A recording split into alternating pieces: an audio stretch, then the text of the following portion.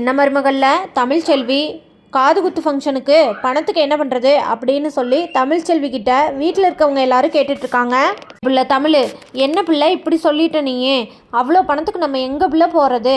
அவங்க எல்லா ஃபங்க்ஷனையும் வெகு விமர்சையாக பெரிய இடத்துல பண்ணுவாங்க, அதுக்கெல்லாம் பணம் செலவு பண்ணுறக்கு நம்மக்கிட்ட ஏது பிள்ளை பணம் இருக்குது அப்படின்னு சொல்லி கேட்குறாங்க வசந்தி. அதுக்கு தமிழ்ச்செல்வி, இதுக்கு தான் நான் அவங்களோட சேர்ந்து பண்ண வேண்டான்னு சொன்னேன். ஆனால் நீங்கள் எல்லோரும் என்ன சொன்னீங்க? எல்லோரும் சேர்ந்து பண்ணலாம், அப்போ தான் சந்தோஷமாக இருக்கும், 2 குழந்தைகளோட காது குத்தோ பார்த்த மாதிரி இருக்கும்னு சொன்னீங்க. அதனால தானே நான் இப்படி சொல்ல வேண்டியதாக போயிடுச்சு. அதுவும் இல்லாமல் அந்த வீட்டில் இருக்கவங்க எப்படி நம்மளை குத்தி காட்டலான்னு யோசிச்சுட்டே இருப்பாங்க. அந்த வீட்டில் இருக்கவங்கள பற்றி உனக்கு தெரியும்ல, பிள்ளைய எடுத்துகிட்டு வந்து ஓசியில் மொட்டையடிச்சு காது குத்திட்டு போயிட்டான்னு சொல்லுவாங்க. இதெல்லாம் நம்மளுக்கு தேவையா? ஓசியில் போய் கடாக்கறி திங்கிறக்கு வந்துட்டாங்கன்னு சொல்லுவாங்க. இதெல்லாம் நம்மளுக்கு தேவையா? அங்கே இருக்கிறவங்க எப்படி பேசுவாங்கன்னு உனக்கே தெரியுமில்லம்மா, அப்புறம் என்ன பண்ண சொல்கிற? இதுக்காகத்தான் நான் எந்த இதுவுமே வேண்டாம், நம்மளால் முடிஞ்ச மாதிரி நம்ம தனிப்பட்ட முறையில் பண்ணிக்கலான்னு சொன்னேன், நீங்கள் யாருமே கேட்கல அப்படின்னு சொல்கிறாங்க. இதுக்கு மேலே பணத்தை எப்படி அரேஞ்ச் பண்ணுறதுன்னு எல்லாரும் சேர்ந்து தான் முடிவு பண்ணணும் அப்படின்னு சொல்கிறாங்க தமிழ்ச்செல்வி. அம்மாச்சி வசந்திக்கிட்ட, சரி விடு வசந்தி, நம்ம எதாக இருந்தாலும் பண்ணித்தான் ஆகணும். தமிழ் சொல்கிற மாதிரி அந்த ஈஸ்வரியும் சாவித்திரியும் கம்மன் இருப்பாங்கன்னு நினைக்கிறியா? இந்த மாதிரி ஏதாவது சொல்லுவாங்க. சரி, தமிழ் சொல்கிற மாதிரி நம்ம பணத்தை எந்த வழியில் ஏற்பாடு பண்ணலான்னு பார்க்கலாம் அப்படின்னு சொல்கிறாங்க அம்மாச்சி. ஈஸ்வரி அந்த நேரத்தில், தமிழ்ச்செல்வி நம்மக்கிட்டேயே சவால் விட்டுருக்காள்ல, அவளை எப்படி தோக்கடிக்கிறது? இந்த பண விஷயத்தில் அவளை அவமானப்படுத்தி அவளை தலைக்குனிய வைக்கணும் அப்படின்னு பிளான் பண்ணிவிட்டு காது குத்துக்கு தடபுடலாக பண்ணுறாங்க. எல்லாம் சேர்ந்து 15 லட்சம் வரைக்கும் பில் போட்டுடுறாங்க. பில்லை போட்டுட்டு தமிழ்ச்செல்வி வீட்டுக்கு சித்ராவும் ஈஸ்வரியும் வராங்க. ஈஸ்வரியும் சித்ராவையும் பார்த்தோன்னே, அம்மாச்சி ஏண்டி இங்கே என்னத்துக்கு வந்தீங்க அப்படின்னு சொல்லி கேட்குறாங்க.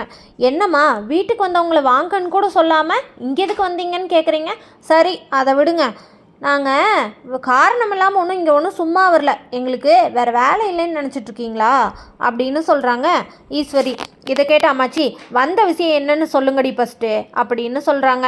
அதுக்கு உடனே, காது குத்துக்கு செலவு எவ்வளோ ஆகுன்னு லிஸ்ட்டு போட்டோமா, அதை நீங்கள் தான் சரிபாதி கொடுக்குறேன்னு சொல்லியிருந்தீங்களே, அதனால் அதை கொடுத்துட்டு வந்துடலான்னு சொல்லிட்டு வந்தோம் அப்படின்னு சொல்கிறாங்க.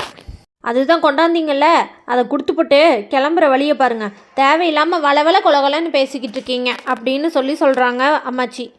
இருமா, எல்லாத்தையும் வெகரமாக சொல்லிட்டு தானே போக முடியும், சும்மா அப்படியே எடுத்த கவுத்தன்னு கொடுத்துட்டு போக முடியாதுல்ல, நாளைக்கு வந்து நீங்கள் பார்க்கல பிடிக்கலன்னு சொல்லுவீங்க அப்படின்னு சொல்கிறாங்க.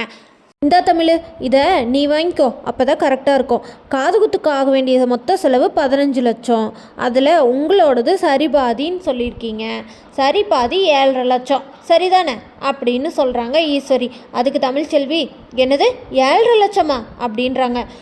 உடனே ஈஸ்வரி, உன்னால் முடியலைன்னா சொல்லு தமிழ், எல்லாத்தையும் நாங்களே பார்த்துக்குவோம் அப்படின்னு சொல்கிறாங்க. இதை கேட்ட தமிழ்ச்செல்வி, என்னால் முடியாதுன்னு நான் சொல்லவே இல்லையே அப்படின்னு சொல்கிறாங்க. அப்புறம் என்ன தமிழ், உன்னால் முடியுங்கிறது எங்களுக்கு தெரியும், ஆனால் பெரிய வீட்டில் இருக்கவங்களாம் உன்னால் முடியாதுன்னு சொன்னாங்க, அதனால தான் நாங்கள் 2 பேரும் கொண்டு போய் கொடுத்துட்டு வரோன்னு சொல்லிட்டு லிஸ்ட்டை கொண்டு வந்தேன் அப்படின்னு சொல்கிறாங்க. அம்மாச்சி உடனே, ஏண்டி 15 லட்சத்துக்கு என்னடி பண்ணுறீங்க அப்படின்னு கேட்குறாங்க. அத்தை, நாங்கள் என்னமோ 15 லட்சத்தையும் நாங்களே வச்சுக்கிட்ட மாதிரி பேசுகிறீங்க, குழந்தைங்களுக்கு மொட்டையடிச்சு காது குத்துறதுனா என்ன சும்மாவா அப்படின்னு சொல்கிறாங்க. அம்மாச்சி உடனே தமிழ்ச்செல்வி பார்த்து, அம்மாச்சி கம்முன்னு இருங்க அப்படின்னு சொல்லிடுறாங்க. அம்மாச்சியும் கம்முன்னு ஆகிடுறாங்க.